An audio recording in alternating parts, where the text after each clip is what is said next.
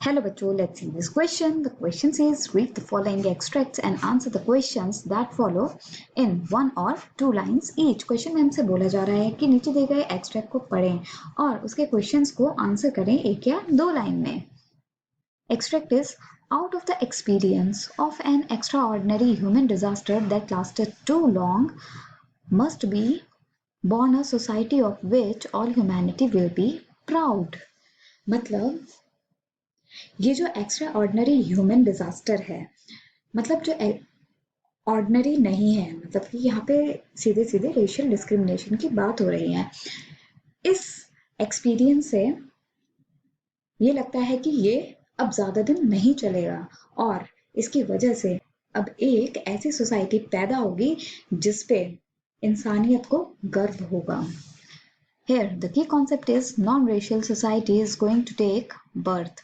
मतलब एक non-racial society अब जन्म लेने वाली है. Let's read all the questions first. Number 1, who speaks these words and when? Second, according to the speaker, what is the extraordinary human disaster? Third, why did the extraordinary human disaster last too long?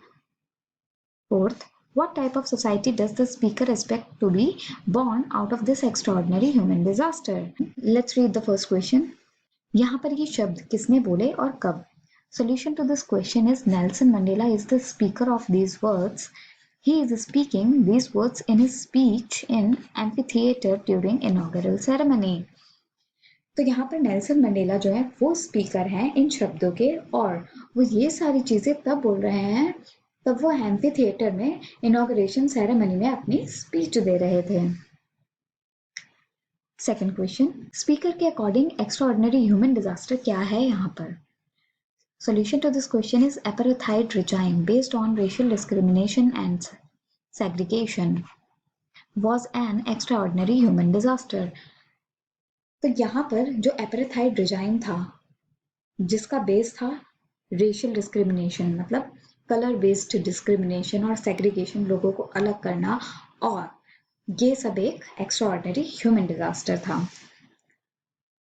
Question number third is extraordinary human disaster बहुत ज्यादा लंबा क्यों चला? Solution to this question is the extraordinary human disaster lasts too long because it had been decades that white are ruling the black people or the land of South Africa.